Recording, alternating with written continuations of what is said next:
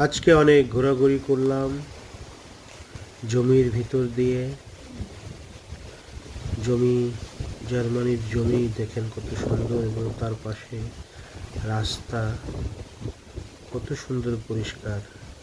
প্রত্যেকটা জমির পাশ দিয়ে বয়ে গেছে পাকা রাস্তা, যে রাস্তা দিয়ে